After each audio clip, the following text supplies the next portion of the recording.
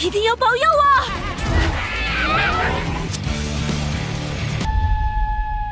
我！我能完全读取他的记忆和知识，我不能确定，所以是0.2。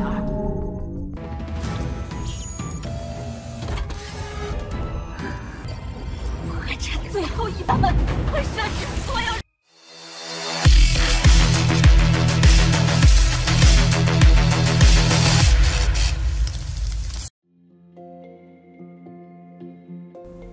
Halo semuanya, selamat datang di Ruang Sinema. Bagaimana kabar kalian semua? Semoga selalu sehat dan baik-baik saja.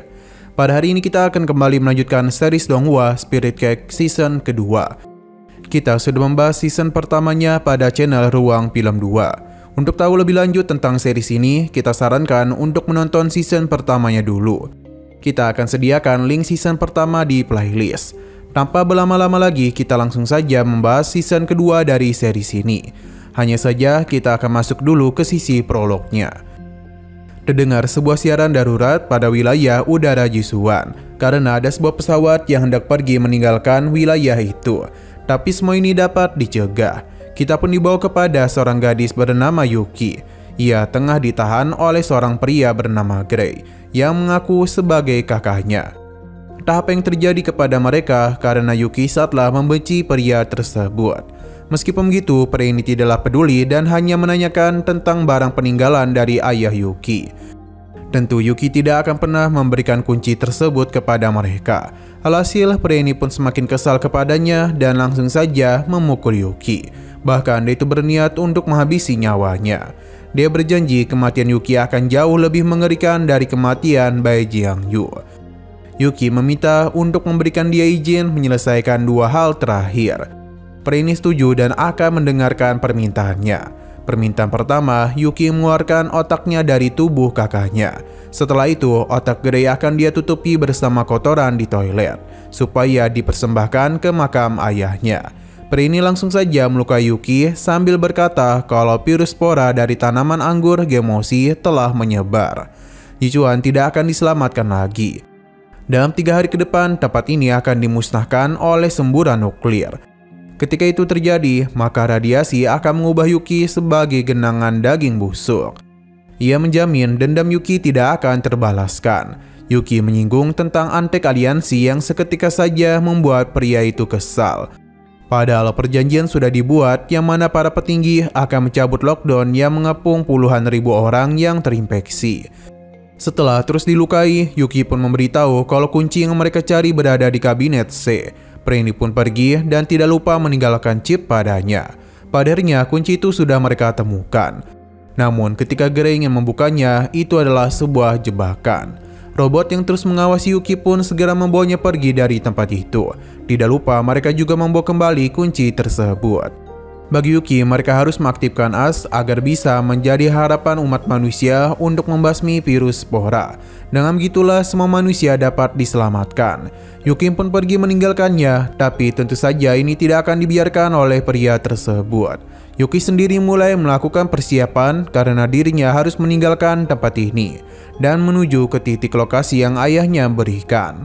Ketika pintu berhasil dibuka, Yuki langsung saja pergi melarikan diri. Hal itu tidak akan dibiarkan oleh Gray. Pengejaran mulai dilakukan, hanya saja kondisi Yuki saat ini tidaklah baik-baik saja, karena bagaimanapun lukanya terus membesar. Dia pun menarik pisau di tubuhnya untuk bisa mengobati lukanya. Kelompok pria ini penasaran mereka itu akan pergi kemana. Pelarian yang dilakukan oleh Yuki benar-benar sangatlah keren.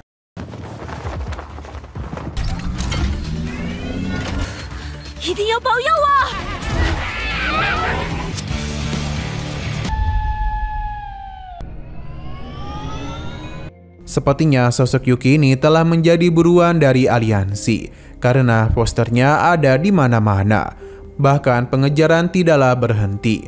Mereka sudah memberikan peringatan kepada Yuki, tapi karena dia tidak peduli, maka pasukan robot pun dikeluarkan untuk melanjutkan penyerangan. Demi menghindari pengejaran, Yuki terus pergi ke area bawah. Saat ini mereka berada di N Street. Berbagai serangan sudah mereka lakukan, tapi tidaklah kunjung dapat menghentikan Yuki. Dia juga menggunakan penutup got sebagai tamengnya. Di tengah pelarian itu, ada beberapa orang yang melakukan perampokan. Robot Yuki pun segera mengambil senjata mereka karena begitulah perlawanan bisa mereka lakukan. Karena kondisi sudah seperti ini, para pasukan pun menggunakan bazooka. Untung saja Yuki masihlah dapat menghindari semua itu. Bahkan dirinya juga dapat mengatasi berbagai halangan yang ada di depannya. Perlawanan yang dilakukan oleh robot Yuki membuat dua pengejar ini semakin kesal kepadanya karena dia itu terus mengganggu. Padahal Yuki berhasil lepas dari pengejaran itu. Grey yang mengetahui hal ini tentu saja merasa begitu kesal. Mereka akan menghubungi Tartaros. Kembali kepada Yuki, dia teruslah mengendara di dalam terowongan. Sedangkan di sisi lain terdengar kalau kekacauan telah terjadi di mana-mana. Sampai akhirnya Yuki pun tiba di tempat yang merupakan titik koordinat yang dikirim oleh ayahnya. Tempat itu layaknya sebuah pangkalan rahasia yang dibuat dengan cara yang mengesankan. Sistem pengamanan di sini juga cukup hebat karena dapat mengenali siapapun yang masuk kemari. Hanya saja di dalam sana sangatlah gelap. Untung saja tidak ada yang aneh-aneh karena hanya ada robot kesehatan saja yang akan memandu mereka. Tanpa kecurigaan apapun, Yuki bersama robotnya pun masuk. Ternyata selama bertahun-tahun, aliansi saatlah mendambakan AI milik As. Wali kota Bay diam-diam membangun tempat ini demi menjaga hal yang tidak diinginkan. Tempat ini dipersiapkan sebaik mungkin, jadi Yuki saatlah terpukau dengan tempat itu. Bahkan dia itu tidaklah bisa berkata-kata setelah melihat apa yang ada di hadapan mereka. Robot kesehatan mulai membawa mereka masuk lebih dalam lagi. Entah apa yang sedang dikembangkan oleh wali kota Bay. Pasalnya, apa yang mereka lihat barusan sepertinya sebuah telur, atau bahkan layaknya seorang makhluk yang menggenggam planet. Inilah kali pertama mereka melihat sosok sebesar ini. Perlahan-lahan namun pasti, Yuki baru sadar kalau ini adalah Xintiaoseng atau detak jantung.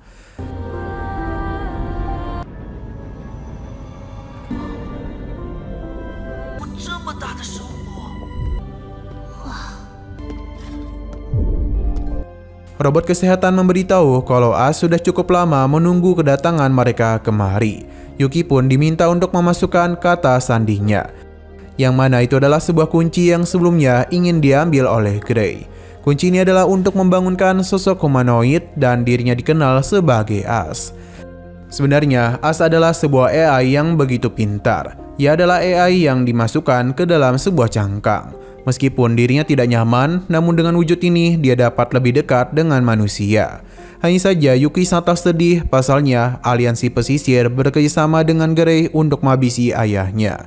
Dan semua itu hanya untuk melindungi As saja. Bahkan tubuh kakaknya juga harus diambil oleh Grey. As menenangkan Yuki karena Bai Jingyu mati tanpa merasakan penyesalan sedikit pun. Dia juga tahu kalau tujuan mereka kemari adalah untuk membasmi virus Flora. Hanya saja As masih membutuhkan bantuan Yuki. Bertahun-tahun yang lalu, lembaga pencarian bentuk kehidupan neurona milik Bai Jingyu mendeteksi radiasi pemata yang ada di kedalaman. Secara mengejutkan, mereka pun telah menemukan sosok besar ini. Radiasi kuat tersebut berasal dari dalam perutnya. Setelah pengujian dilakukan, setidaknya usia dari sosok ini adalah 250 juta tahun, jauh sebelum pembentukan palung samudra. Ini dibuktikan dengan adanya abu vulkanik, yang berarti dia itu telah terkena letusan gunung berapi dalam skala besar.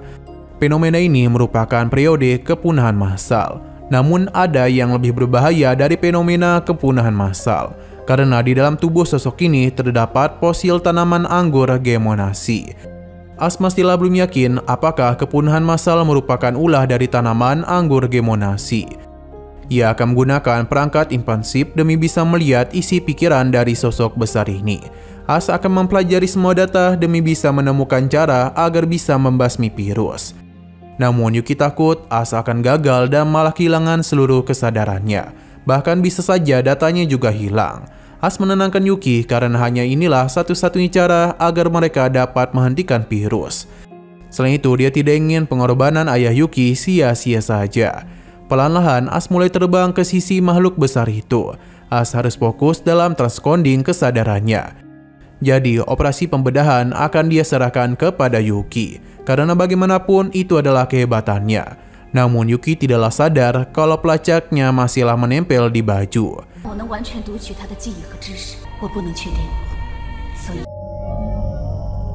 是0.2。放心吧，脑科学属于我的。 Kembali lagi kepada Yuki, di mana dirinya mulai bersiap untuk melakukan pengecekan pada otak makhluk besar itu. Dia agak kaget pasalnya otak kiri telah jauh lebih menyusut. Kemungkinan itu disebabkan oleh kerusakan serius yang terjadi pada zaman dahulu. As juga masihlah belum tahu terlalu banyak. Yuki segera memulai proses pembedahan. Dengan alat yang ada di sana, mata bor besar pun dirinya masukkan kepada kepala sosok itu. Setelah menyuntikkan cairan barusan, proses pembedahan kepala dilakukan. Apa yang Yuki lakukan berjalan dengan sangat lancar. Tapi selaput kulitnya itu memperlihatkan sosok yang layaknya cacing berukuran besar. Yuki menyebutnya sebagai simbiot. Hal ini tidaklah terlalu berbahaya namun akan mengganggu mereka.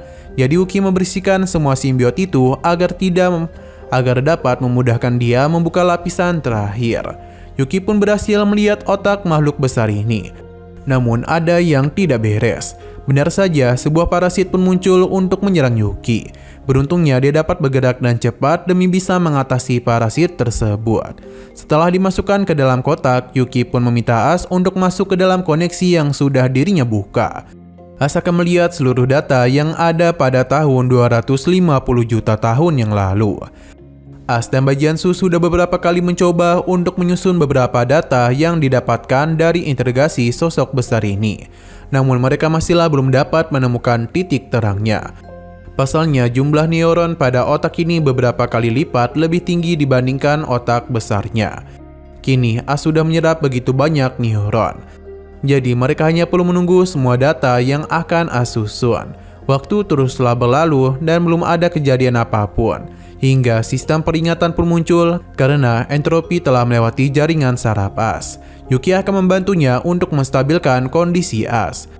Jarum akan Yuki gunakan sebagai sistem umpan balik supaya bisa menenangkan saraf otak yang tegang. Walaupun hal itu belum pasti berhasil, namun Yuki tetap yakin kalau makhluk itu memiliki titik saraf. Yuki harus berjuang cukup keras hingga akhirnya dia berhasil membuat otak makhluk itu rileks. As akan melakukan pengelolaan data terakhir. Namun di tengah semua itu, perlawanan pun diberikan oleh otak besar ini. Kesadaran As pun mulai dilahap. Jika hal ini terjadi, maka seluruh peramata utama manusia akan diserap. As mencoba untuk melawan, namun semua itu sia-sia saja, karena kekuatan makhluk ini terlalu kuat. Pada akhirnya, As pun harus kehilangan kesadarannya.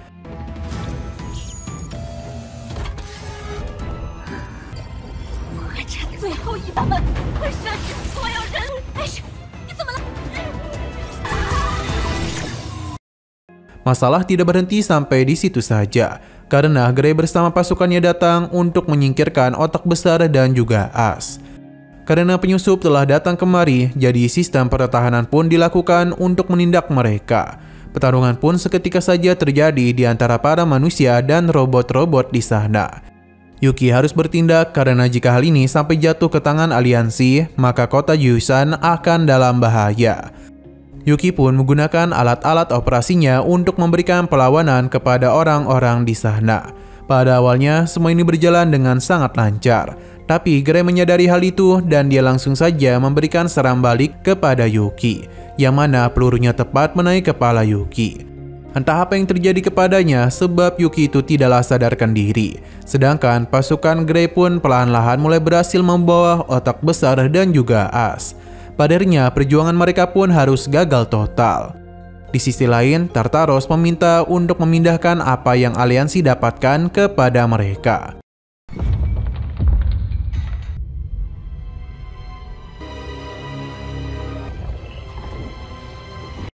Kembali kepada Yuki, yang mana dirinya masihlah selamat dari penembakan barusan. Namun ini sudah terlambat, pasalnya semua sudah berakhir. Bahkan robot miliknya harus mati karena otak milik kakaknya telah dilukai. Yuki benar-benar sedih dengan apa yang telah terjadi kepadanya. Hanya saja ada suara aneh yang dirinya dengarkan yang berasal dari sosok besar ini. Tanpa keraguan sedikit pun, Yuki pun mulai masuk ke dalam tengkorak kepalanya, di mana di sana ada sebuah bayi. Ini bukanlah bayi biasa karena memiliki kemiripan gen dengan manusia.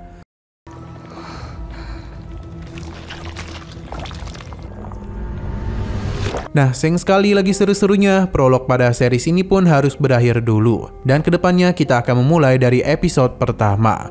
Oke, sekian dulu pada video kali ini. Untuk video selanjutnya akan segera hadir. Jadi bagi kalian yang mengikuti series ini, langsung saja klik subscribe dan aktifkan loncengnya. Terima kasih yang sudah menonton video sampai habis. Jika kalian suka pada video ini, klik like dan share ke teman-teman kalian tentang channel ini. Dan ditunggu aja kelanjutannya. Oke, sampai jumpa di video selanjutnya.